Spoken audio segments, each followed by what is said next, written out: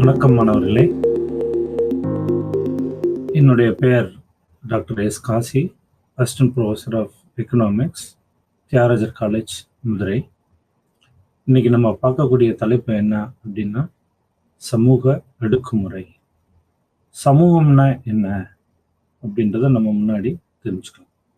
சமூகம் என்பது ஒரு கூட்டுவியல் வாழ்வியல் முறை, கூட்டு வாழ்வியல் முறை என்று நாம் சொல்லலாம். அனைவரும் ஒன்று சேர்ந்து வாழக்கூடிய இந்த சமுதாயம்தான் சமூகம்தான் சமுதாயம். இந்த சமுதாயம் தான் சமூகம் என்று அழைக்கப்படுகிறது. இந்த சமூக அடுக்குமுறையை பொறுத்த வரைக்கும் நிறைய சமுதாயத்தில் நிறைய பாகுபாடுகள் இருப்பதை நாம் அறிவோம். பாகுபாடு என்பது எதிலிருந்து ஆரம்பிக்குது அப்படின்னு சொன்னா, நம்மளுடைய பிறப்பு, நம்மளுடைய சோசியல் ஸ்டேட்டஸ், நம்மளுடைய ஜாதியல் அமைப்பு முறை, நம்மளோட பொருளாதார அமைப்பு முறை, நம்மளுடைய அந்தஸ்து, அந்த ஸ்டேட்டஸ்ன்னு சொன்னோம்ல, அந்தஸ்து. இதன் அடிப்படையில் இந்த சமூக அடுக்குமுறை என்பது பகுக்கப்படுகிறது. இந்த சமூக அடுக்குமுறை பகுப்பெடுப்பதற்கு என்ன இது அப்படின்னு சொன்னா, இது ஒரு வரலாற்று பின்புலம். இதில் மிகப்பெரிய வரலாற்று பின்புலம் இருக்கிறது. என்ன வரலாற்று பின்புலம் அப்படின்னு சொன்னா, ஆரம்ப காலங்கள்ல ஜாதிய அமைப்பு முறை வெறும் 4 வகையாக பிரிக்கப்பட்டது. நீங்க மாணவர்கள் அனைவருக்கும் உங்களுக்கு நன்றாகவே தெரியும். பிராமணாஸ், சத்திரியர், சூத்ரார், வைசியாஸ். அதுக்கடுத்து சத்திரியர் அப்படிங்கிற போர் வீரர்களாகவும் மக்களை காக்கக்கூடியவர்களாகவும் இருந்தார்கள். அப்புறம் சூத்ராஸ், இவங்க தான் விவசாயிகள், இவங்க தான் இந்த ஹார்ட் ஒர்க் பண்ணக்கூடிய விவசாயிகள். அடுத்து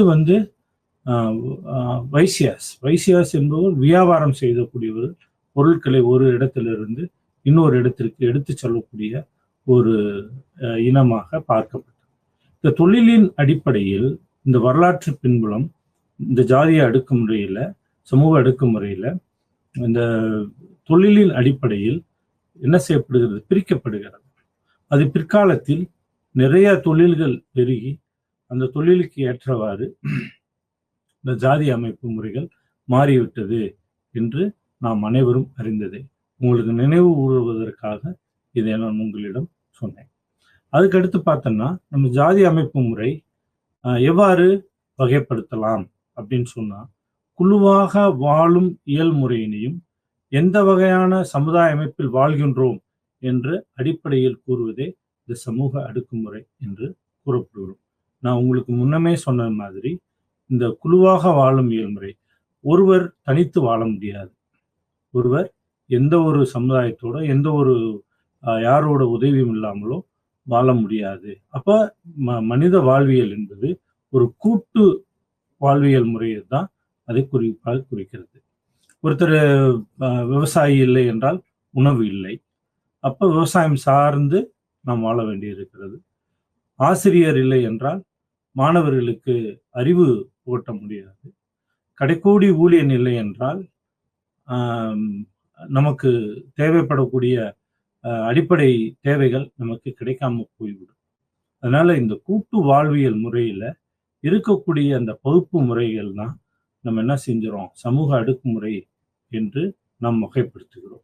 இந்த சமூக அடுக்குமுறையில பார்த்து ஒருத்தரை விட்டு இன்னொருத்தவர் தனித்து இயங்க முடியாது என்பது உண்மை. இப்போ இந்த நாட்டுல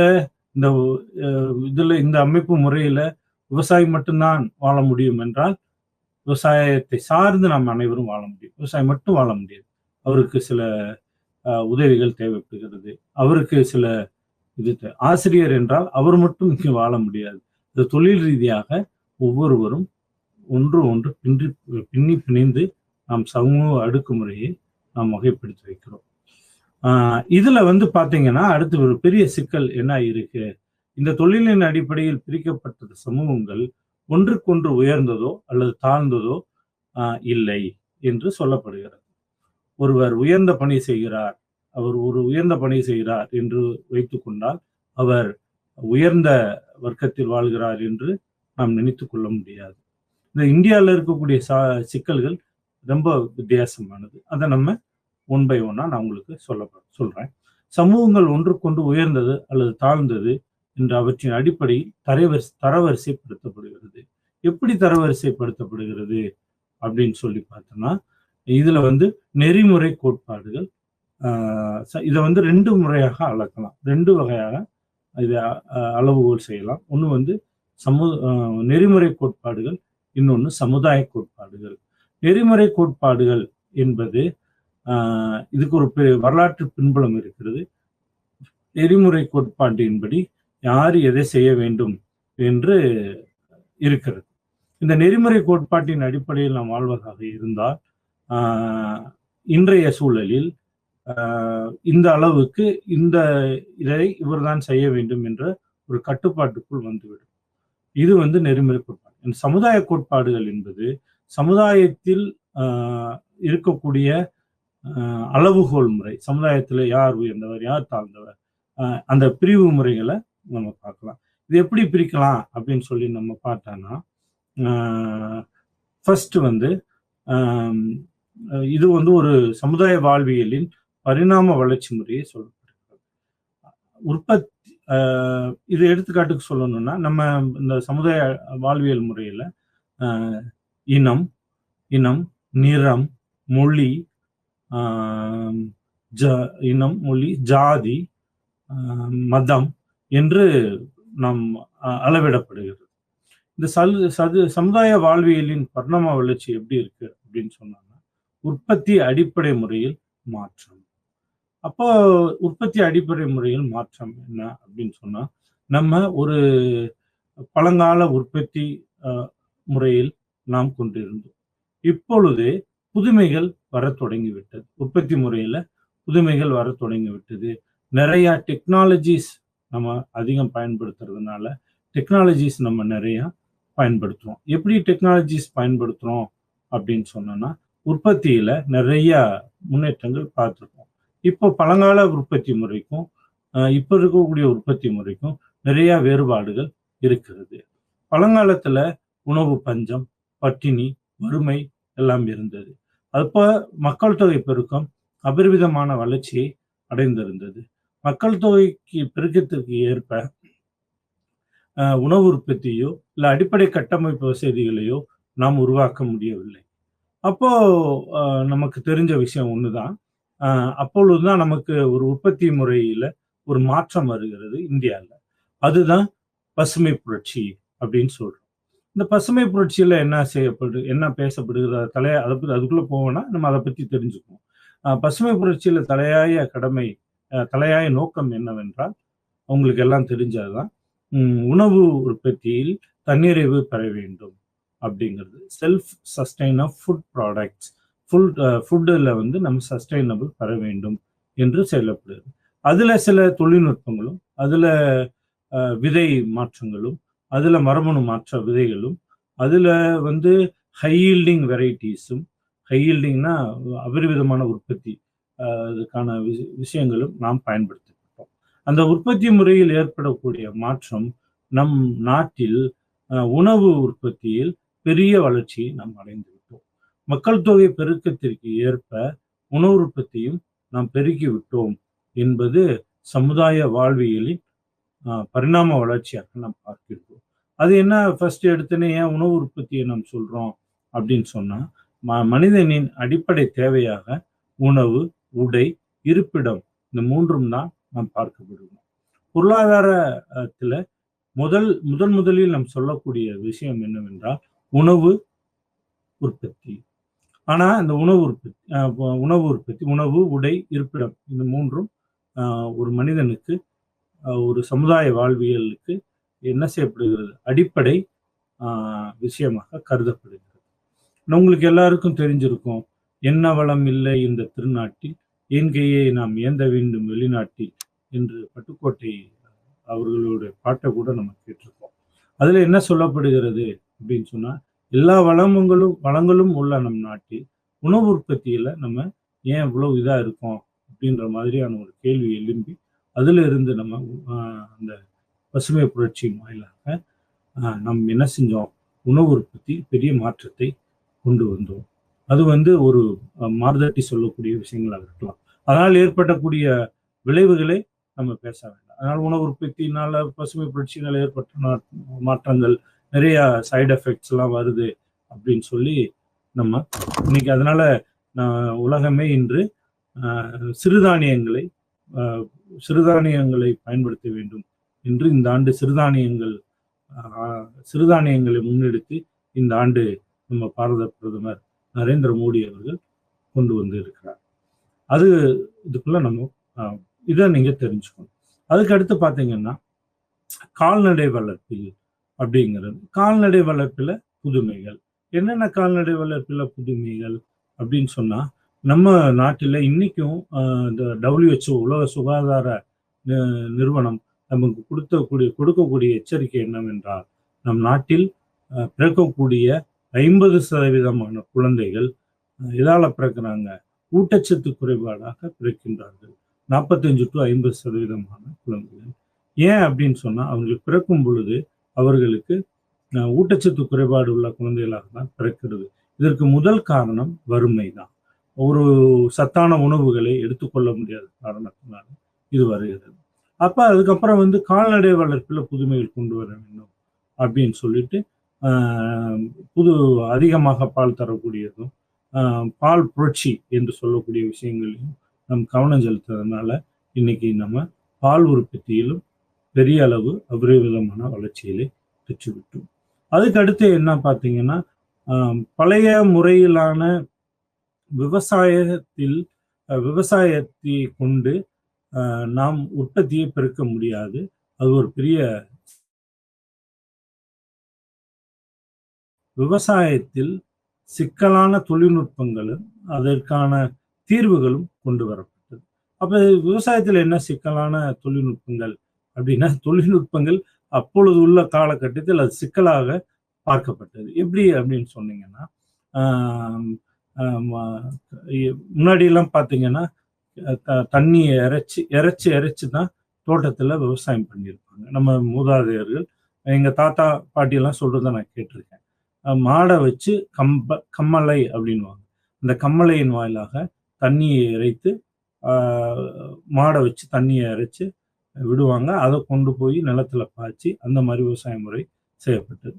அதுக்கப்புறம் தொழில் வளர்ச்சி காரணமாக மின் மோட்டார்கள் வரப்பட்டது. அப்புறம் மின் மோட்டார்கள் வந்த காலகட்டங்கள்ல இந்த மின் மோட்டாரை இயக்குனா சிக்கலான இதாக பார்க்கப்பட்டது. எப்படி அப்படின்னு சொன்னா, ஒரு சின்ன எடுத்துக்காட்டுக்கு சொல்றேன்.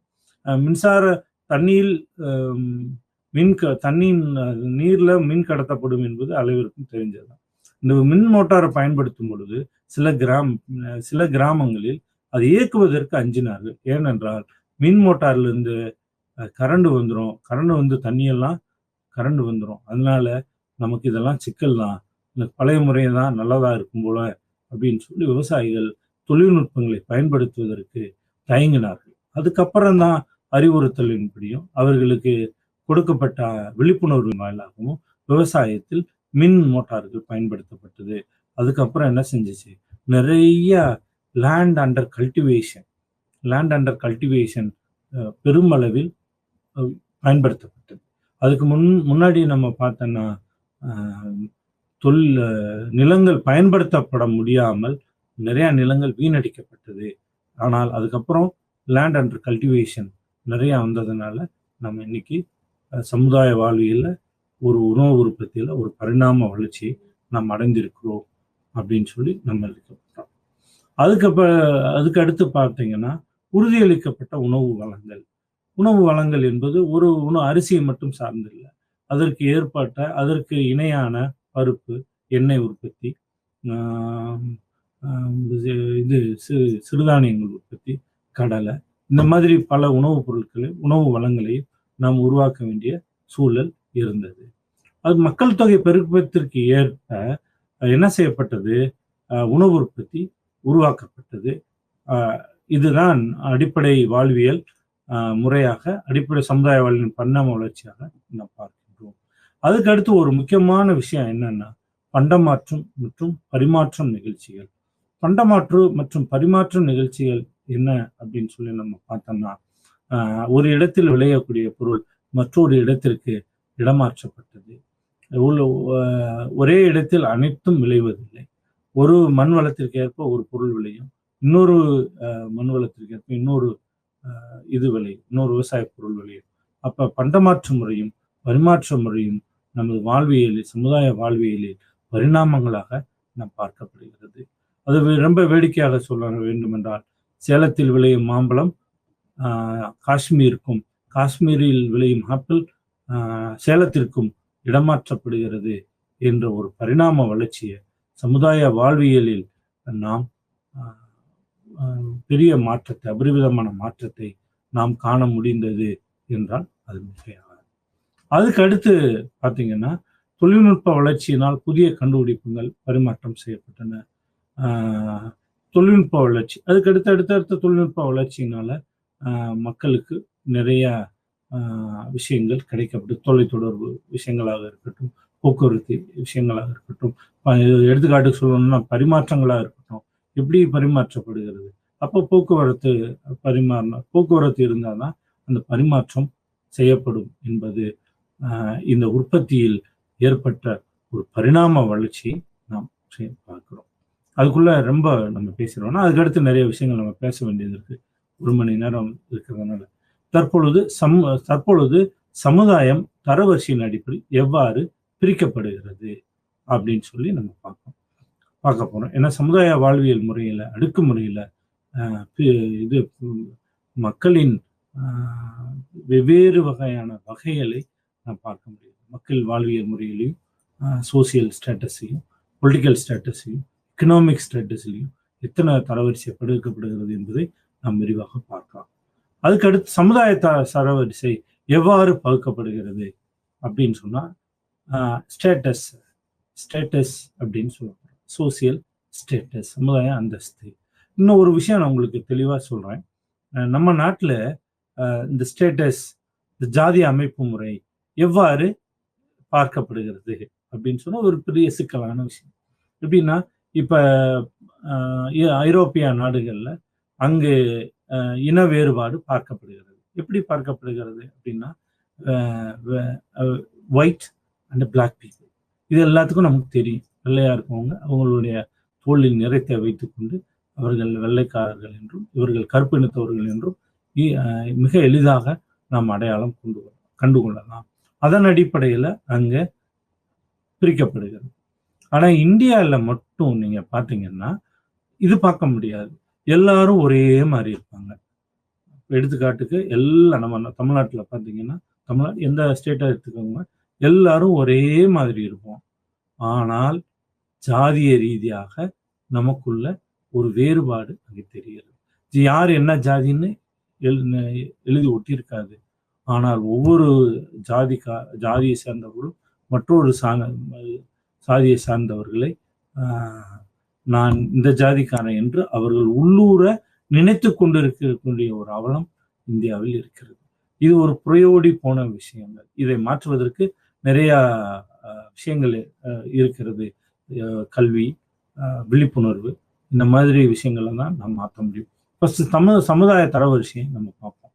கௌரவம், ஸ்டேட்டஸ். கௌரவம் என்பது அங்கே ஒரு சமுதாய கௌரவம் பார்க்கப்படுகிறது. ஃபர்ஸ்ட் எப்படி சமுதாய கௌரவம் என்று எப்படி பார்க்கிறோம் அப்படின்னு சொன்னா, நான் இந்த இனத்தில் பிறந்தவன், இந்த மதத்தில் நான் பிறந்தவன், நான் தான் உயர்ந்தவன். இது இதுல பேக்ரவுண்ட் என்னன்னு பாத்தீங்க அப்படின்னா, இங்க ஒரு பொருளாதாரம் எந்த ஒரு அடிப்படையும் இங்க இருக்காது. அவர் ஏழையாக இருந்தாலும், அவர் பொருளாதாரத்தில் பின்தங்கி இருந்தாலும், இல்ல அதிகாரமற்றவராக இருந்தாலும் கூட, ஆனா அவர் மனசுல என்ன இருக்கு, நான் உயர்ந்த வகுப்பை சார்ந்தவன், நான் இந்த இனத்தில் பிறந்தவன் என்று அவருக்கு ஒரு பிறப்பின் வாயிலாக ஒரு கௌரவம் அங்கு வெளிப்படுகிறது. இதுதான் சமுதாயத்தில் முதலில் ஏற்படக்கூடிய ஒரு தரவரிசை. அப்ப என்ன சார் இதுக்கு இப்படி சொல்றீங்களே அப்படின்னு சொன்னா, இதுல ஒரு பெரிய விஷயம் என்ன அப்படின்னு சொன்னா, பொருளாதார ரீதியாக உயர்ந்த தாழ்ந்த வகுப்பு என்று சொல்லக்கூடிய ஜாதியினரை கூட அங்கே இழிவாக பார்க்கக்கூடிய ஒரு அவல நிலை இருக்கிறது. அதான் ஸ்டேட்டஸ். அதுக்கப்புறம் பார்த்தீங்கன்னா வெல்த், செல்வம். செல்வத்துல பார்த்தீங்கன்னா இங்க செல்வத்தை பிரிக்கலாம். உயர்ந்த வர்க்கத்தினர், நடுத்தர வர்க்கத்தினர் மற்றும் பின்தங்கிய வர்க்கத்தினர் என்று செல்வத்தின் அடிப்படையில் அவர்கள் வைத்திருக்கக்கூடிய வளத்தின் அடிப்படையில் நாம் பிரிக்கலாம். இந்த உயர்ந்தவர் எப்படி பார்க்க, உயர்ந்த வர்க்கத்தினர் அப்படின்னு சொல்லக்கூடிய இந்த செல்வத்தால் உயர்ந்த வர்க்கத்தினர், வளங்களால் உயர்ந்த வர்க்கத்தினர் என்பவர் ரொம்ப அவங்களுக்கு நிறைய அவங்களுக்கு செல்வங்களும் அவர்களுக்கு நுகர்வும் அவர்களுடைய பகிர்வும் அதிகமாக இருக்கும் அப்படின்னு சொல்லப்படுது. நடுத்தர வர்க்கத்தினர், இந்த middle class, so economic class அப்படின்னு சொல்லக்கூடிய மக்கள் என்ன செய்யறாங்க, இந்த நடுத்தர வர்க்கத்தின் மக்கள் வாழக்கூடிய சூழல் இருக்கிறது. அதே மாதிரி பொருளாதாரத்தில் மிகவும் பின்தங்கிய வகுப்பினர் என்று பார்க்கப்படுகின்றோம். இதுதான் அடுத்த தரவரிசை. ஸ்டேட்டஸ் அண்ட் வெல்த் அண்ட் அதிகாரம். அதிகாரம் என்பது பொலிட்டிக்கல் பவர். யாரு அதிகமாக சேர்ந்து வாழ்ந்து அவங்களுக்கு தேவையான விஷயங்களை பெறுகிறார்களோ அவர்கள் அதிகாரம் படைத்தவர்கள் என்று அழைக்கப்படுகிறது. அவர்கள் அரசியல் ரீதியான அதிகாரம் பெறுகிறார்கள் என்றும் நாம் எடுத்துக்கொள்ளலாம். அப்ப அந்த அரசியல் ரீதியான அதிகாரம் என்பது எதை சார்ந்து இருக்கிறது என்றால், அவர்கள் வாழக்கூடிய நம்பர், எவ்வளவு மக்கள் அந்த இப்ப நீங்க பாத்தீங்கன்னா உங்களுக்கு ரொம்ப எளிமையா சொல்லணும்னா, எங்க அதிக ஜாதி ஒரே இனத்தை சேர்ந்த மக்கள் சேர்ந்து வாழ்கிறார்களோ அவர்களுக்கு அதிகாரம் படைத்தவர்களாக இருக்கப்படுகிறது. நீங்க பார்க்கலாம், நம்ம எலெக்ஷன், நம்மளுடைய தேர்தல், இன்னைக்கு பொலிட்டிக்கல் பார்ட்டி நடத்தக்கூடிய கேண்டிடேட் அனௌன்ஸ்மெண்டா இருக்கட்டும், அப்போ மற்ற விஷயங்களாக இருக்கட்டும், நம்ம அதிகாரத்தை வெளிப்படையாக நம்ம பார்க்க முடிகிறது. அப்ப அந்த அதிக மக்கள், ஒரே வகுப்பை சேர்ந்த அதிக மக்கள் ஒரு இடத்தில் கூடி வாழும் பொழுது அவர்கள் பொலிட்டிக்கல் ரீதியாக அதிகாரத்தை பெற்று விடுகிறார்கள் என்று நாம் உணரலாம். இந்த அதிகாரத்தை பெறுவதனால என்ன ஒரு இம்பாக்ட் அப்படின்னு சொல்லி பார்த்தோம்னா, இந்த அதிகாரத்தை பெறுவதனால அவர்களுக்கான செல்வத்தை பெற முடிகிறது. எப்படி அப்படின்னு சொன்னா, அவர்களுக்கு அந்த அதிகாரத்தை வைத்துக்கொண்டு அவர்களுக்கு தேவையான விஷயங்களை பெற்றுக்கொள்ள முடியும் என்பது சொல்ல முடியும். இதுதான் சமுதாயத்தின் தரவரிசை, ஸ்டேட்டஸ், வெல்த் அண்ட் பவர். அடிப்படையில் உயர்ந்தவர் மற்றும் தாழ்ந்தவர் என்று இதுல பிரிக்கப்படுகிறது.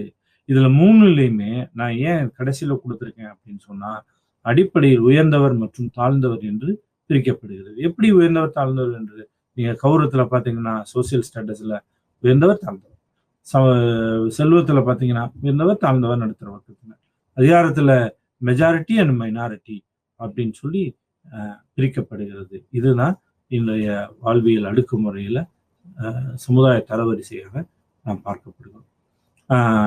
நான் உங்களுக்கு முன்னமே சொன்ன மாதிரி, இந்தியாவில் ஜாதி மற்றும் வகுப்பு இது எப்படி பார்க்கப்படுகிறது அப்படின்னா, ஜாதி மிக முக்கியமான சமுதாய அந்தஸ்தாக பார்க்கப்படுகிறது. நான் இந்த ஜாதிக்காரன், நான் இந்த இனத்தை சேர்ந்தவன் என்று சொல்வதில் மிகப்பெரிய அதிகாரம், மிகப்பெரிய சமுதாய அடுக்குமுறை பின்னால் ஒளிந்திருக்கிறது என்றால் அது மிகையாகாது.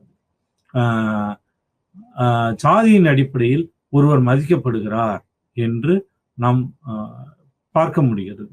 இவர் இந்த ஜாதிக்காரர், உயர்ந்த ஜாதியினர், தாழ்ந்த ஜாதியினர், இவர் அதிகாரம் படைத்த ஜாதியினர், இவர்கள் அதிகமாக வாழக்கூடிய, இந்த பகுதியில் அதிகமாக வாழக்கூடிய மெஜாரிட்டிஸ் அப்படின்னு சொல்லக்கூடிய அடிப்படையில ஒருத்தர் மதிக்கப்படுகிறார் என்று நமக்கு வெளிப்படையாக தெரிந்த உண்மை.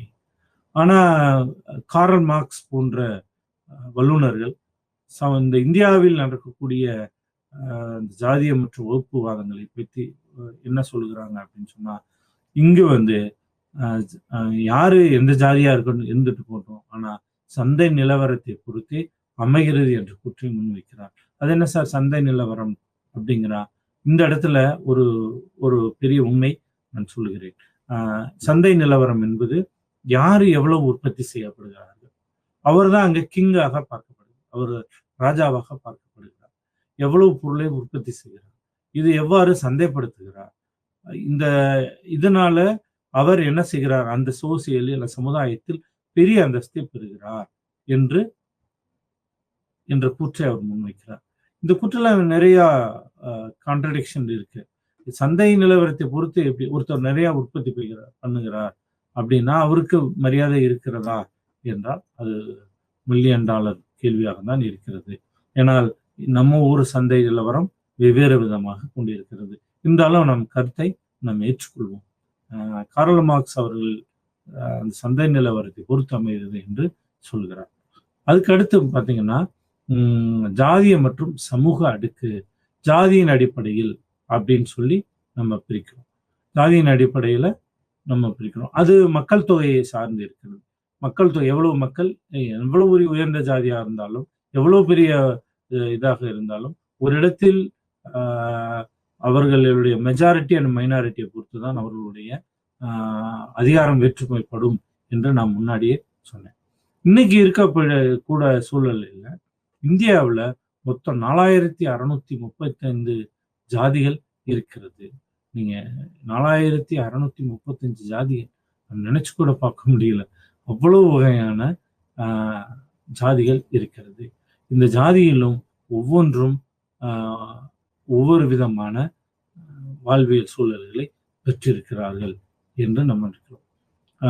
இங்க பாத்தீங்கன்னா 14 வகையான கல்ச்சுரல் மார்க்கர்ஸ், 14 வகையான கலாச்சாரங்கள் இங்கே இருக்கிறது என்று நமக்கு வல்லுநர்கள் நமக்கு தெரிவித்துக் கொள்கிறார்கள். இப்ப இந்த ஜாதியின் அடிப்படையில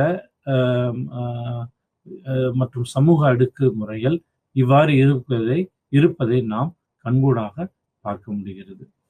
இங்க பாத்தீங்கன்னா சமுதாய இயக்கம், social mobility, principles of hierarchy, படிநிலையின் கோட்பாடுகள். சமுதாய இயக்கம், சோசியல் மொபிலிட்டி அப்படின்னு சொன்னா எப்படின்னா நீங்க பார்க்கக்கூடிய சாதியிலையும் ஒவ்வொரு காங்கிரிகேஷன்ஸ், ஒரு கூட்டமைப்பு அப்படின்னு சொல்லி இப்ப நம்ம வெகுவாக நாம் பார்க்க முடிகிறது. இந்த கூட்டு இயக்கங்கள் அப்படின்னு பார்த்தீங்கன்னா இன்னைக்கு நம்ம பார்த்தீங்கன்னா தெருவுக்கு சங்கங்கள் பார்க்கிறோம். இதுதான் சமுதாய இயக்கங்கள். இந்த சோசியல் மொபிலிட்டி என்பது அந்த ஜாதிய சமுதாயத்திற்கும் அந்த சாதிய சங்கத்திற்கும் ஒரு வலு சேர்க்கும் விதமாக ஒன்று திரண்டு அவர்களுடைய உரிமைகளையும் அவர்களுடைய தேவைகளையும் கேட்டு பெறுகிறார்கள் என்பதுதான் அந்த சமுதாய இயக்கம் என்று சொல்லப்படுகிறது. அது பார்த்தீங்கன்னா பிரின்சிபிள்ஸ் ஆஃப் ஹைரார்கி. நான் அப்ப சொன்னேன், ஜாதி அடிப்படையில் ஹைரார்கி சிஸ்டம் நம்ம நாட்டில் இருந்தது, இன்னும் இருக்கின்றது. இன்னும் எத்தனை காலத்திற்கு அது இருக்கும் என்று தெரியவில்லை. அதுக்கு அடுத்து பார்த்தீங்கன்னா இந்திய சமூக அமைப்பு.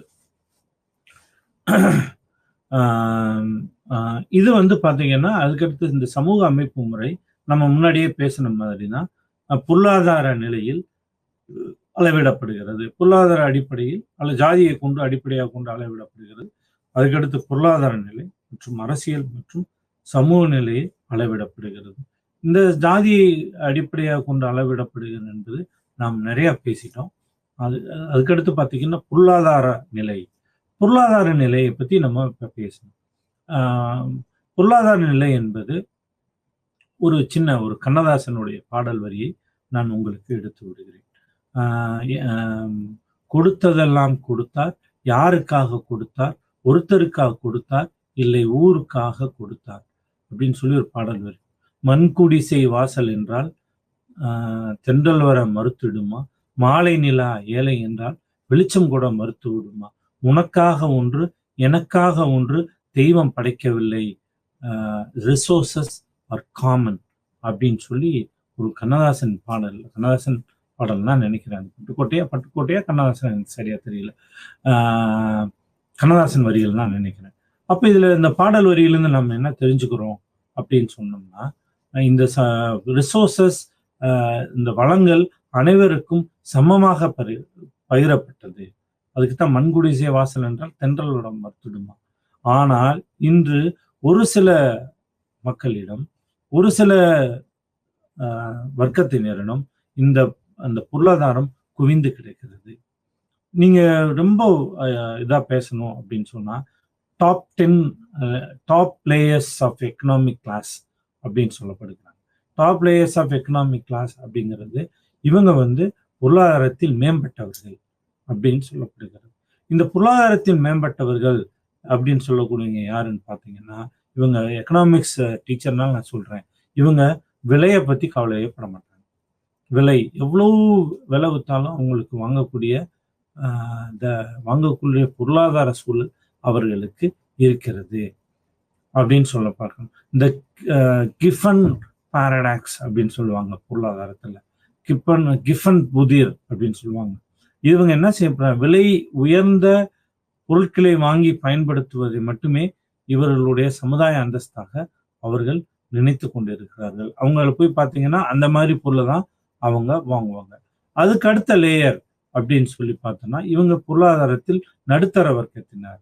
இவங்க நம்மளை போன்ற இவர்கள் அன்றாட வாழ்க்கையை மிக மிக கடினமாகவும் பொருளாதாரத்தை சீர் செய்வதற்கான பல உழைப்புகளையும் அவர்கள் இட்டுக்கொண்டு அந்த மிடில் கிளாஸ் அப்படின்னு சொல்லக்கூடியவங்க இருக்கிறார்கள்.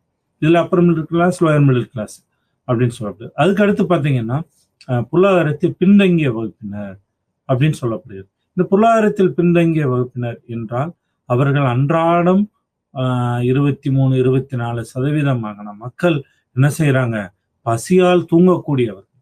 3 நேர உணவு என்பது அவர்களுக்கு சாதாரணம் அல்ல அப்படின்ற ஒரு சூழல் இருக்கிறது. இவங்களுக்கு பொருளாதாரத்தில் பின்தங்கியவர்கள். இப்போ நீங்க இப்ப அந்த பாடலோடு நீங்க தொடர்படுத்தி பார்த்தீங்கன்னா, அந்த top layer of economic class என்ன செஞ்சுறாங்க, இந்த நாட்டில் உள்ள பொருளாதாரத்தை ஒட்டுமொத்தமாக பயன்படுத்திக் கொள்கிறார்கள்.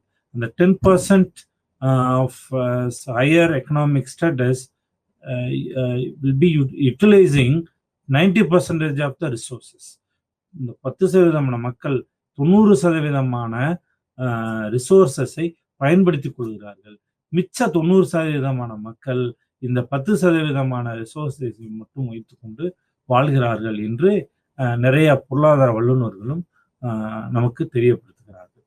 இந்த பொருளாதார நிலைக்கும் ஜாதிய நிலைக்கும் என்ன தொடர்பு அப்படின்ற ஒரு இதை நம்ம பார்க்கணும். நிறைய ஆராய்ச்சிகள், நிறைய studies relate with social cost and economic status அப்படின்னு சொல்லி பார்க்கப்படுகிறது. இதுல என்ன அப்படின்னு சொல்லி பார்த்தோம்னா, ஜாதி யாரு பொருளாதார நிலையில் மிகவும் பின்தங்கி இருக்கிறார்களோ அவர்கள் ஜாதிய ரீதியாகவும் பின்தங்கிய இருக்கிறார்கள் என்று நிறைய ஆய்வுகள் சொல்லப்படுகிறது. வெளிப்படையான உண்மையும் கூட. அது என்ன சார், எப்படி சார் அப்படின்னா, ஆமா, பொருளாதாரத்தின் மிகவும் பின்தங்கியவர்கள், தாழ்த்தப்பட்டவர்களும் பழங்குடியினரும் மட்டுமே அதிகமாக இருக்கிறார்கள். உயர்ந்த வர்க்கத்தினர் யாரும் பெரும்பாலும் பொருளாதார நிலையில் தாழ்ந்தவர்களாக கருதப்படுவதில்லை. இதுதான் சூழல். அதுக்கடுத்து பார்த்தீங்கன்னா அரசியல் மற்றும் சமூக நிலை அப்படிங்கிற அரசியல் நிலை அப்படிங்கிறவங்க இன்னைக்கு பார்த்துக்கோங்க, எத்தனை உயர்ந்த வர்க்கத்தினர் அதிகாரத்தில் இருக்கிறார்கள் என்று மிக குறைவு அரசியல் அதிகாரம் பெறுகிறார்கள். ஆனால் இன்று இருக்கக்கூடிய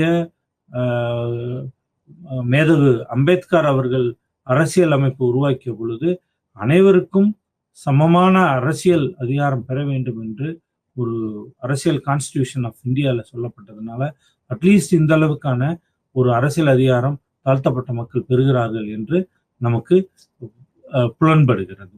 அப்பேற்பட்ட சூழல்ல இன்னைக்கு நம்மளுடைய மாண்புமிகு குடியரசுத் தலைவர் அவர்கள் கூட ஒரு பட்டியல் இனத்தை சேர்ந்தவர்கள், ஒரு பழங்குடியினர் இனத்தை சேர்ந்தவர்கள் என்று நாம் சொல்லுவோம். அவர்கள் கூட இன்று அரசியல் அதிகாரம் பெற்று விட்டார்கள். அவர் நம் நாட்டின் உயர்ந்த பதவியான குடியரசுத் தலைவர் பதவிக்கு வருவதற்கு கூட இந்த கான்ஸ்டிடியூஷன் ஆஃப் இந்தியா, அம்பேத்கர் அவர்களுடைய கான்ஸ்டிடியூஷன் ஆஃப் இந்தியா இந்த அளவுக்கான மாற்றத்தை நமக்கு கொண்டு வந்திருக்கிறது. அதுக்கு அடுத்து பார்த்தீங்கன்னா சோசியல் ஸ்டேட்டஸ், இது நம்ம நிறைய பேசிட்டோம். இதை பத்தி சமூக நிலை எவ்வாறு அளவிடப்படுகிறது அப்படின்னு சொல்லி பார்க்கிறோம். பணம் பந்தியிலே குணம் குப்பையிலே அப்படின்னு சொல்லி ஒரு பாடல் வரி கூட இருக்கும். சமூக நிலை இன்று அப்படிதான் இருக்கிறது. சமூகத்தில் பணத்தை பொருளாதாரத்தில் யார் உயர்ந்த நிலை பெறுகிறார்களோ அவர்கள் மதிக்கப்படுகிறார்கள், மற்றவர்கள் புறக்கணிக்கப்படுகிறார்கள் என்ற ஒரு சிறிய கோட்பாடை, சிறிய அளவீட்டு முறையை உங்களுக்கு நான் விளக்குகிறேன். சரி, அதுக்கடுத்து பார்க்கன்னா மார்க்சியம் மற்றும் கருத்தியல்கள், மார்க்சியம் முறை மற்றும் கருத்தியல்கள். இங்க பாத்தீங்கன்னா உழைப்பாளர்கள், மார்க்சிஸ்ட பத்தி நான் இன்னொரு இதுல பேசுவேன், இன்னொரு 3வது டாபிக் நினைக்கிறேன், 3வது யூனிட் நினைக்கிறேன். இது முதல் யூனிட். மார்க்சியம் என்றே ஒரு தலைப்பு கொடுத்திருக்கிறார்கள். எனக்கு மார்க்சிய பொருளாதார சிந்தனைகள் ரொம்ப பிடிக்கும், அதனால அந்த விஷயங்களை நான் 3வதுல பார்ப்போம். இப்பொழுது உங்களுக்கு ஒரு முன்னுரையாக இந்த மார்க்சிய முறை மற்றும் கருத்தியல்களை உங்களுக்கு சொல்கிறேன். இங்கு அனைவரும் சமம், சோசியலிஸ்ட் எக்கானமி என்ற ஒரு பெரிய கருத்தியலை தான் மார்க்சிஸ்ட் முன்வைக்கிறார். இங்கு ஏற்படக்கூடிய தொழிலாளர்களுக்கு ஏற்படக்கூடிய பிரச்சனைகள் என்ன அப்படின்னு பார்த்தீங்கன்னா, நமக்கு எல்லாருக்கும் தெரிஞ்சிருக்கும், உழைப்பை சுரண்டுவது என்று மார்க்சிஸ்ட் காரல் மார்க்ஸ் அவர்கள் நமக்கு தெளிவுபடுத்திருக்கிறார். அப்ப இங்க கேபிட்டலிஸ்ட், அந்த கேபிட்டலிஸ்ட் என்ற கூடிய அந்த இது விஷயங்கள் உழைப்பாளர்களின் உழைப்பை சுரண்டி கொண்டிருக்கிறார்கள் என்றெல்லாம் அந்த காலத்தில் பேசப்பட்டது. அதுக்கப்புறம் தான் அவருடைய மார்க்சிய சிந்தனைகளும் பெரிய முன்னேற்பாடுகளும் அங்க ஒரு அவர்களுடைய பொருளாதார சிந்தனைகள், அட்வொகசின்னு சொல்லக்கூடிய உடன்பட எடுத்துரைத்தல் முறைகளும் இன்று என்ன செய்யப்பட்டு இருக்கிறது, தொழிலாளர்களுக்கு ஒரு ஒரு ஆர்கனைசேஷனல் செட்டப் முறையை உருவாக்கி கொடுத்திருக்கிறது. அதனாலதான் மார்க்ஸ் தெளிவாக சொன்னார், உலக தொழிலாளர்களே ஒன்று கூடுங்கள் அப்படின்னு சொல்லி ஒரு கருத்தை முன்வைக்கிறார். அது என்ன, அவர் சொல்லியிருக்கலாம், ஜெர்மனிய தொழிலாளர்களே ஒன்று கூடுங்கள், பிரிட்டிஷ் தொழிலாளர்களே ஒன்று கூடுங்கள், இந்திய அப்படி சொல்லலாம். உலக தொழிலாளர்களே ஒன்று கூடுங்கள், உங்கள் உழைப்பு சுரண்டப்படுகிறது, you are treating least priority, and the capitalists are giving more importance to the commodity, not to the workers அப்படின்ற ஒரு இதே சொல்லியிருப்பார். பொருளுக்கு தான் முக்கியத்துவம் தருவார்களே தவிர அந்த பொருளை உருவாக்கிய சரியா, இதுதான் மார்க்சியம். மற்றும் நம்ம 3வது யூனிட்ல இதை பத்தி இன்னும் நம்ம தெளிவா பேசுவோம். அதுக்கு அடுத்து பாத்தீங்கன்னா சேவை சார்ந்த பொருளாதாரம் என்று சமூக அமைப்பு முறையில நம்ம பார்க்கிறோம். அது என்ன சார் சேவை சார்ந்த பொருளாதாரம்? மனிதனின் அடிப்படை வசதிகள்ல பெரும்பாலும் சேவை சார்ந்துதான் இருக்கிறது. அது என்ன அப்படின்னு சொல்லி நம்ம பார்த்தோம்னா, பொருளாதாரத்தில அடிப்படை கட்டமைப்பு வசதியில நமக்கு இருக்கக்கூடியது உணவு, உடை, உறைவிடம், பாதுகாப்பான குடிநீர், இலவச கல்வி, இலவச மருத்துவம் என்று பார்க்கப்படுகிறது. இந்த சேவை சார்ந்த பொருளாதாரம் எதை நோக்கி செல்கிறது என்றால், சாமானியனுக்கும் அனைத்தும் கிடைக்க வேண்டும்.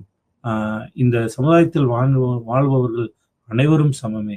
அதனால சாமானியனுக்கும், அதாவது பொருளாதாரத்தில் பின்தங்கியவனுக்கும், சமுதாய ரீதியால் பின்தங்கியவனுக்கும், அரசியல் அதிகாரம் பெறாதவனுக்கும் என்ன செய்யணும், இது சென்றடைய வேண்டும் என்று செய்யப்படுகிறது. எடுத்துக்காட்டுக்கு சொல்ல வேண்டும் என்றால், நம்மளுடைய கல்வியல் அமைப்பு முறை, கல்வி சூழல் அப்படின்னு சொல்லி பார்த்தோம்னா, இன்று கல்வி சூழல் எவ்வாறு இருக்கிறது என்று பார்த்தால் அனைவருக்குமான கல்வியாக நாம் பார்க்கப்படுகிறது. இன்று இவங்களுக்கு தான் படிக்கணும், இவங்க படிக்கக்கூடாது என்ற அந்த மித்தெல்லாம் உடைச்சிட்டு இன்னைக்கு இந்த கான்ஸ்டிடியூஷன் ஆஃப் இந்தியா அனைவருக்கும் என்ன செய்யப்படுகிறது, கல்வியை கொடுக்க வேண்டும் என்ற ஒரு விஷயத்தை நமக்கு கொண்டு வந்திருக்கிறது.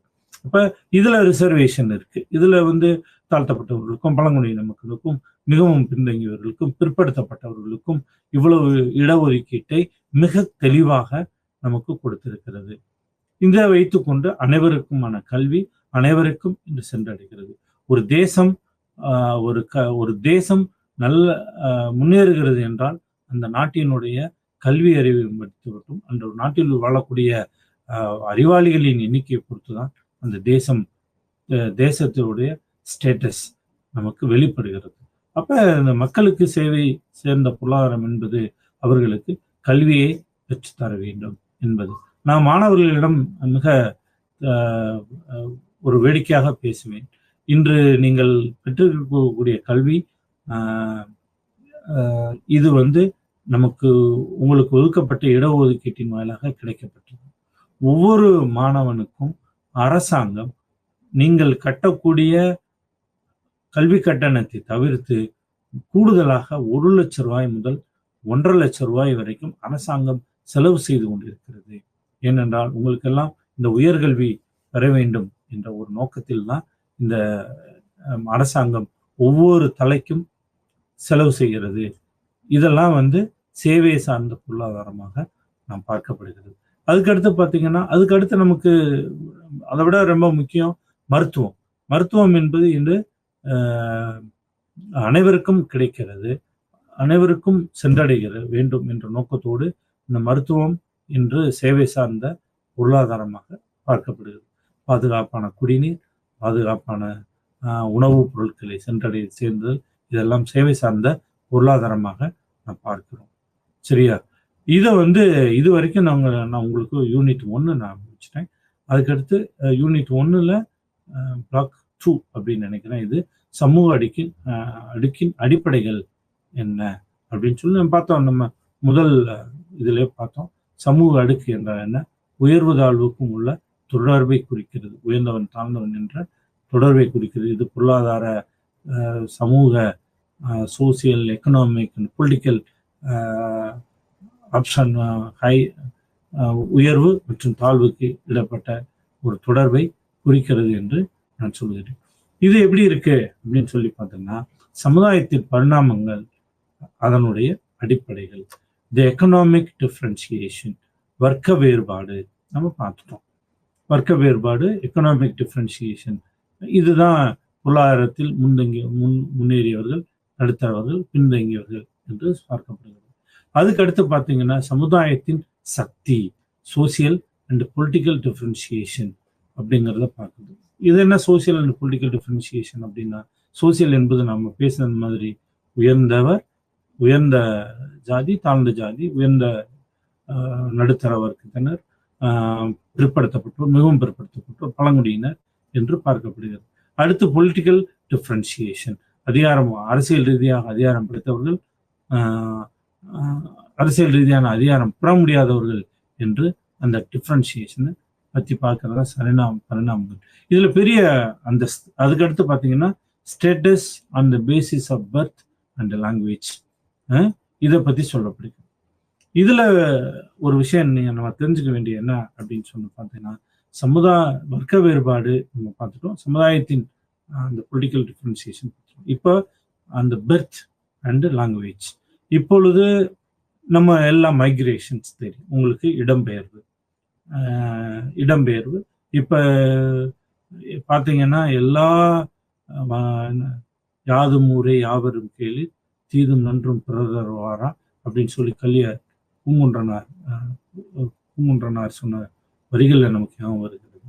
ஏன்னா இன்னைக்கு பார்த்தீங்கன்னா இந்த குளோபலைசேஷன், இந்த ப்ரைவேட்டைசேஷனுக்கு அப்புறம் 1980 நம்ம ஆரம்பிச்சிருச்சு. 90-91 நமக்கு குளோபலைசேஷன் விஷயங்கள், அந்த உலகமயமாக்கல், லிபரலைசேஷன், குளோபலைசேஷன் அண்ட் ப்ரைவேட்டைசேஷன் என்ற விஷயங்கள் நமக்கு என்ன செய்கிறது, இன்று பொருளாதாரத்திற்காக ஒரு இடத்திலிருந்து இன்னொரு இடத்திற்கு இடம்பெயரக்கூடிய சூழல் ஏற்படுகிறது.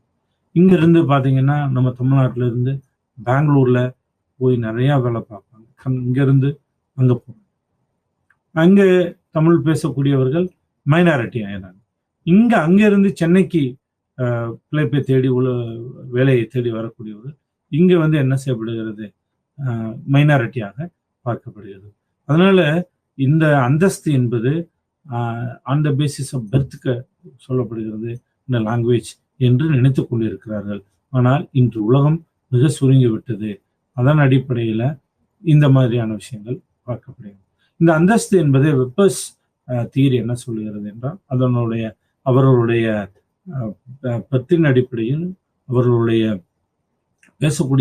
அதிகம் பேசக்கூடிய அந்த மொழியின் அடிப்படையிலும் இருக்கிறது என்று சொல்லப்படுகிறது. இதில் ஒரு பெரிய கான்ட்ரடிக்ஷன் வித் மார்க்சியன் தியரி அப்படின்னு பார்த்தீங்கன்னா, இவர் என்ன சொல்றாரு மார்க்சியன், யாரு வந்து உற்பத்தியில் அதிகம் பங்கு பெறுகிறார்களோ, யாரு வந்து அதிக சந்தையை பிடித்து வைத்திருக்கிறார்களோ அவர்கள் தான் அதிகாரம் படைத்தவர்கள், அவர்களுக்குத்தான் இந்த இந்த ஸ்டேட்டஸ், சோசியல் ஸ்டேட்டஸ் என்பது கிடைக்கும் என்று ஒரு விஷயத்தை நமக்கு சொல்லுவார். அதுக்குள்ள நம்ம போகணும். அடுத்து மார்க்சியன் தியரி பேசும்போது கண்டிப்பாக இதை நான் பேசுறேன். அதுக்கு அடுத்து பார்த்தீங்கன்னா, சமுதாயத்தின் பிற பரிணாமங்களாக பார்க்கப்படுகிறது. வயதின் அடிப்படையில், வயது அப்படின்னு பார்த்தீங்கன்னா, இங்க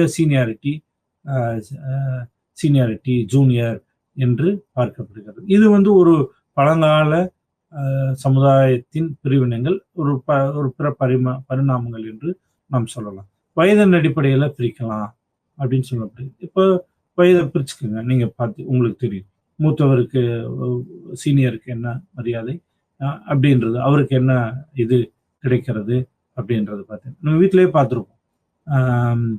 நமக்கு ஒரு முக்கியத்துவம் அந்த வயதின் அடிப்படையில் இருக்கிறது. இந்த வயதின் அடிப்படையில் கருத்துக்களும் ஏற்றுக்கொள்ளப்படுகிறது. பெரியவர் சொல்லிட்டாரு, நம்ம கேட்டுக்கலாம். நீ சின்ன பையன், ஒண்ணும் தெரியும். இந்த மாதிரியான பிற பரிணாமங்கள் வயதின் அடிப்படையில் இருக்கிறது. அதுக்கடுத்து பார்த்தீங்கன்னா, நிறத்தின் அடிப்படையில் இது வந்து நிறம் வேறுபாடு இருக்கிறது. நிறம் நம்ம என்ன நிறம் அப்படின்னு சொல்லி இருக்கு. இந்த மாதிரி நிறத்தின் அடிப்படையில் பரிணாம வளர்ச்சி இந்த சமுதாயத்தில் ஏற்படுகிறது.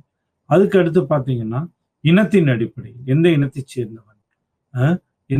சேர்ந்தவன் என்ற அடிப்படையிலும் இந்த சமுதாயத்தில் பிற பரிணாமங்கள் இருக்கிறது. எந்த மதத்தை சார்ந்தவன், எந்த இதை சார்ந்தவன் என்று ஒரு பரிணாமங்கள் இந்த இதில் இருக்கப்படுகிறது. அதுக்கடுத்து பார்த்தீங்கன்னா, பாலின அடிப்படையில் நமக்கு தெரிஞ்சிருக்கும். இன்றைய சமுதாய கட்டமைப்பில் பாலினம் ஒரு முக்கிய பங்கு வகிக்கிறது.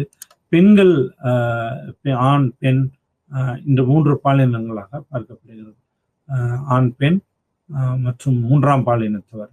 அவங்க 3ஆம் பாலினத்தவர் என்றால் சொல்லக்கூடாது, இப்ப அவங்க தான் முதல் பாலினத்தவர் என்று கூட நாம் சொல்லணும். இந்த பாலின அடிப்படையில் கருத்துக்களும் அவர்கள் எடுக்கக்கூடிய பொருளாதார முடிவுகளும், டெசிஷன் மேக்கிங் அட் ஹோம், வீட்டில் எடுக்கக்கூடிய அந்த முடிவெடுக்கும் அதிகாரங்களும் என்பது இந்த பாலின அடிப்படையில் வேறுபடுகிறது. பாலின அடிப்படையில் முக்கியத்துவம் தரப்படுகிறது என்று சமுதாயத்தின் பிற பரிணாமங்களாக இதை நாம் பார்க்கிறோம். இப்போ ஒரு முக்கியமான ஒரு கருத்தை பிரிட்டிஷ் சமூகவியலாளர் ஆன் வாக்லின் கூற்றுப்படி, செக்ஸ் என்பது ஒரு உயிரியல் சொல் மற்றும் பாலினம் என்பது ஒரு கலாச்சார சொல். செக்ஸ் என்பது ஒரு பயாலஜிக்கல் மேட்டர், ஜெண்டர் என்பது ஒரு கல்ச்சுரல் மேட்டர் என்று சொல்லுகிறார். இது என்ன அப்படின்னு சொன்னா, பிரபால் ஆண் பெண் அப்படிங்கிறது இது ஒரு பயாலஜிக்கல் இது. ஆனால் இந்த பாலினம் என்பது ஒரு இதுக்குள்ள ரொம்ப போகணும். நம்ம பாலினம் என்பது அவர்களுடைய என்ன சொல்றது, உறவு முறைகளை நாம் சொல்லுகிறது. இது வந்து ஒரு கலாச்சாரத்தின் அடிப்படையில் அது பிரிக்கப்படுகிறது. அதுக்கு அடுத்து பார்த்தீங்கன்னா, ஒரு முக்கியமான விஷயம், அந்த பாசன்ஸ் என்ற கூடிய அமெரிக்க சமூகவியலாளர் என்ன சொல்றாரு அப்படின்னு பார்த்தீங்கன்னா, womens are expressive role, mens are instrumental role அப்படிங்கிறாங்க. அது என்ன எக்ஸ்பிரசிவ் ரோல், அது என்ன இன்ஸ்ட்ருமெண்டல் ரோல் அப்படின்னு சொன்னா, விமன் ஆர் அவங்க வந்து வெளிப்படையாக அவர்களுடைய உணர்ச்சிகளையும் அவர்களுடைய தேவைகளையும் வெளிப்படையாக சொல்லக்கூடியவர்கள். ஆனால் ஆண்கள் என்பது வந்து ஆண்கள் என்பவர்கள் அவர்கள் எவ்வாறு பயன்படுத்தி கொள்ளலாம், இந்த இன்ஸ்ட்ருமெண்ட் ரோல் எவ்வாறு பயன்படுத்தி கொள்ளலாம் என்ற ஒரு அமைப்பு முறை தான் இதில் சொல்லப்படுகிறது. இந்த விஷயத்துல நம்ம குறிப்பா பேச வேண்டிய விஷயம் என்னன்னு சொன்னா, பெண்களுக்கான உரிமைகள் நம்ம பேசணும். சமூகவியல்ல நம்ம கலாச்சார வேறுபாட்டுல நம்ம பிரிவினையில இன வேறுபாடு அப்படின்னு சொல்லி நம்ம பார்க்கிறோம். அது ஆண் இனம் பெண் இனம் வேறுபாடு. இப்ப பெண்களுக்கான உரிமைகள், பெண்களுக்கான கல்விகள், பெண்களுக்கான அரசியல் பகிர்வுகள், பெண்களுக்கான உரிமைகள் என்று நிறைய விஷயங்கள் நமக்கு பேசப்பட வேண்டி உள்ளது. அது என்ன பெண்களுக்கான உரிமைகள் அப்படிங்கிறது, நான் உங்களுக்கு சில பேர் சொல்லுவாங்க வேடிக்கையாக, என் மனைவிக்கு நான் எல்லா ஃப்ரீடம் கொடுத்துட்டேன். அவர் வந்து என் மனைவி வந்து எல்லா ஃப்ரீடம் கொடுத்துட்டேன். இவர் என்னமோ பெரிய மன்னர் இது மாதிரியும், இவர் மனைவிக்கு பிறப்பால் ஆணும் பெண்ணும் சமம் என்றும் பொழுது ஒருவர் இன்னொருவருக்கு எவ்வாறு உரிமையை கொடுப்பது என்பது கேள்விக்குள்ளையா இருக்கு. அது வெளிப்படையா சொல்லிக்கிடுவாங்க. இது பெண்களுமே என்ன செஞ்சுக்குவாங்க, என் கணவர் ரொம்ப நல்லவர், எனக்கு எல்லா ஃப்ரீடம் கொடுத்துட்டு. அவர் யாருங்க உங்களுக்கு ஃப்ரீடம் கொடுக்கறதுக்கு? நீங்களே உங்க உரிமையை உங்களுக்கான சுதந்திரத்தை பெற்றுக்கொள்ளுங்கள் அப்படின்னு சொல்லி வேடிக்கையாக நாம் சொல்வதும் உண்டு. இதுல என்ன பெண்களுக்கான உரிமை என்ன, ஆண்களுக்கான உரிமை என்ன அப்படின்னு சொல்லி பார்த்தோன்னா, பெண்களுக்கான கல்வி பெறக்கூடிய உரிமை. பெண்களுக்கு வந்து அதிகப்படியான கல்வியை பெற வேண்டும், அவர்களுக்கு நினைத்த படிப்பை படிக்க வேண்டும், அவர்களுக்கும் இதை கல்வி பெற வேண்டும் என்பதை நாம் உறுதிப்படுத்த வேண்டும் என்பது இந்த சமூக கட்டமைப்பில் இருக்கிறது. முற்காலத்துல பார்த்தீங்கன்னா, பழமைவாதிகள் பார்த்தீங்கன்னா, அடுப்பூதும் பெண்களுக்கு படிப்பது எதற்கு, ஏன் அவங்களுக்கு படிக்கணும், அவங்க படிக்க வேண்டிய அவசியம் இல்லை, அவர்களுக்கு ஓட்டுரிமை வழங்கப்படவில்லை. அதை தான் பெரிய தந்தை பெரியார் அவர்கள் அவர் பெண்ணிடம் உள்ள கரண்டியை பிடுங்கி விட்டு புத்தகத்தை கொடுங்கள் என்று தந்தை பெரியார் அவர்கள் சொன்னதை நாம் நினைவுபடுத்தி பார்த்திருப்போம். அப்போ ஜவஹர்லால் நேரு சொன்ன அவர்கள் கூற்றை நாம் நினைவு கூறுவோம். அவர் சொன்னார், if you want to see the status of the country, இது நேரு சொன்னதில்ல, நெல்சன் மண்டேலா சொன்னார், ஒரு நாட்டினுடைய தகுதியை தெரிந்து கொள்ள வேண்டும் என்றால் அந்த நாட்டினுடைய பெண்களின் எத்தனை பேர் கல்வி அறிவு பெற்றிருக்கிறார்கள் என்று இருந்தால் போதும், அந்த நாட்டினுடைய இதை நாம் தெரிந்து கொள்ளலாம், அந்த நாட்டினுடைய ஸ்டேட்டஸ் நமக்கு தெரிஞ்சிடும் அப்படிங்கிறார். அப்ப பெண் கல்வி என்பது அவ்வளவு முக்கியத்துவம் வாய்ந்ததாக கருதப்படுகிறது. ஏன் அவ்வளவு முக்கியத்துவம் வாய்ந்ததாக கருதப்படுகிறது என்றால், ஒரு வளமான சமுதாயத்தையும் ஒரு ஆரோக்கியமான சமுதாயத்தையும் பெண்கள் மட்டுமே உருவாக்க முடியும், பெண் கல்வியின் வாயிலாக மட்டுமே உருவாக்க முடியும் என்பதை நமக்கு ரொம்ப வெளிப்படையாக தெரிகிறது. இதைத்தான் ஜவஹர்லால் நேரு பெண் கல்வி என்பது எவ்வளவு முக்கியத்துவம் என்பதை சொல்லியிருக்கிறார்.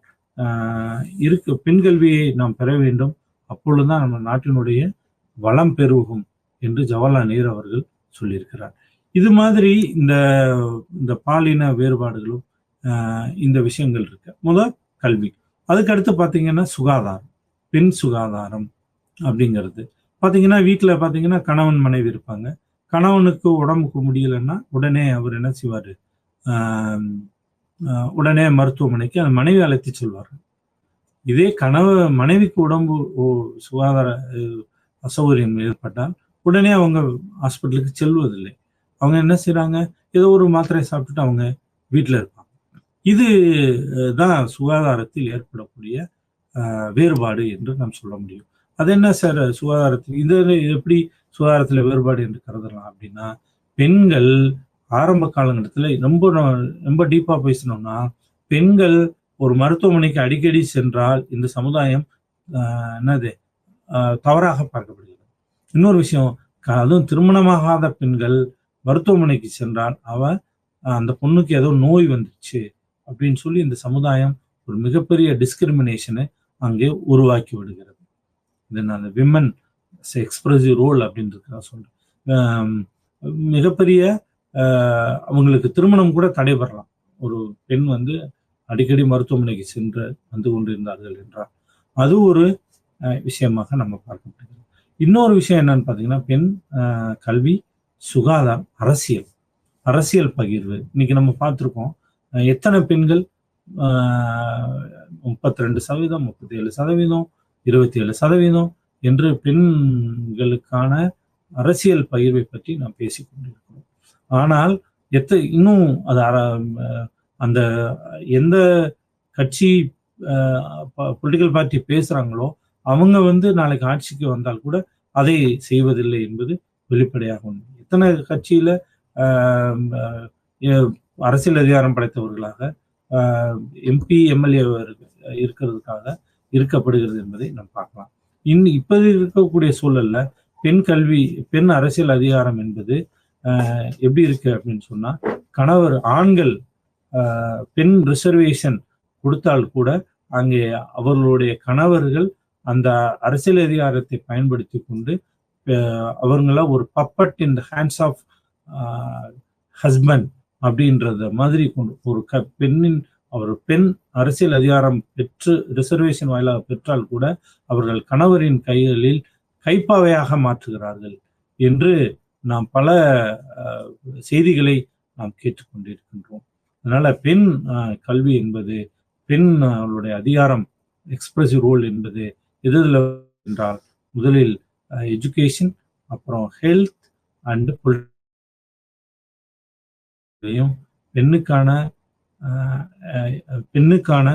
பெண்களுக்கான இடஒதுக்கீட்டையும் அவர்களுக்கான பகிர்வையும் நம்ம கொடுத்து விட்டால் இந்த சமுதாயம் வளமாக வாழும். அதுக்கு மேல நமக்கு ஒரு விஷயம் நமக்கு தெரிஞ்சுக்கிற வேண்டியதுன்னா, விமன் எம்ப்ளாய்மெண்ட் அப்படின்னு சொல்லக்கூடிய பெண்ணுடைய வேலை அப்படிங்கிறது, பெண்களுக்கான வேலையில் இடஒதுக்கீடு, பணியில் இடஒதுக்கீடு அப்படின்னு சொல்லி நம்ம பார்க்கிறோம். இந்த பணியில் எத்தனை பெண்களுக்கு இடஒதுக்கீடு மிக சரியாக இந்த வேலை வாய்ப்பில் தரப்படுகிறது என்று பார்த்தால், இன்று இந்தியன் கான்ஸ்டிடியூஷன் படி நம்மளுடைய அரசு வேலைகளில் இதற்கு முன்னுரிமை வழங்கப்படுகிறது. ஆனால் இன்னும் தனியார் துறைகளில் இருக்கக்கூடிய பெண்கள், தனியார் துறைகளில் இந்த விதமான ஒரு இந்த ரிசர்வேஷன் ஃபார் விமன் எம்ப்ளாயர் அப்படின்னு சொல்லக்கூடிய ஒரு விஷயங்கள் இன்னும் மழுங்கடிக்கப்பட்டு கொண்டுதான் இருக்கிறது. இந்த சூழல்ல நமக்கு பெண்களுக்கான இட வாய்ப்பை இன்னைக்கு தனியார் துறைகளிலும் அன்ஆர்கனைஸ்டு செக்டார் என்று கூடிய நிறுவனங்களிலும் நம்ம என்ன செய்யணும், உறுதிப்படுத்த வேண்டும். அதற்கான சட்ட முறையில் இருந்தாலும் கூட அதை மிகச் சரியாக கொண்டு செல்லப்பட வேண்டும் என்பது அரசியல் பெண்களுக்கான உரிமையாக நாம் கருதப்படுகிறோம். கௌரவம், செல்வம், அதிகாரம், இதெல்லாம் நம்ம பார்த்துட்டோம். பொருளாதார ரீதியாக உயர்ந்தவர், தாழ்ந்தவர் என்ற விஷயங்களை நம்ம பார்த்துட்டோம். அப்புறம் பிறப்பின் உயர்ந்தவர், தாழ்ந்தவர் என்று பார்த்துட்டோம். அதுக்கப்புறம் பொலிட்டிக்கல் உயர்ந்தவர், தாழ்ந்தவர், பொலிட்டிக்கல் பவர் என்ன அப்படின்னு சொல்லி நம்ம பார்த்துட்டோம். இந்த மாதிரியான இந்த சமூக அடுக்குமுறை ஒரு கூட்டு அடுக்குமுறையாக இருக்கிறது. கூட்டு அடுக்குமுறை நம்மளுடைய தனித்து இயங்குவதில்லை. சமுதாயம் என்பது அனைவரும் ஒன்று கூடி வாழ்வதாக இருக்கிறது. இதை நாம் அனைவரும் உணர வேண்டும். மாணவர்களாகிய நீங்களும் உணர வேண்டும். இந்த கூட்டு சமுதாயத்தில் நாம் அனைவரும் ஒன்றாக வாழ வேண்டும் என்று நமக்கு முன்னோர்களும் சமூக ஆய்வியலாளர்களும் நமக்கு வலியுறுத்துகிறார்கள். மனதில் உறுதி வேண்டும், வாக்கினிலே இனிமை வேண்டும், நினைவு நல்லது வேண்டும், கையாவது விரைவில் வேண்டும், தனமும் இன்பம் வேண்டும், தரணியிலே பெருமை வேண்டும், பெண் விடுதலை வேண்டும். நிறைய விஷயங்கள் நம்ம பேசலாம். நன்றி.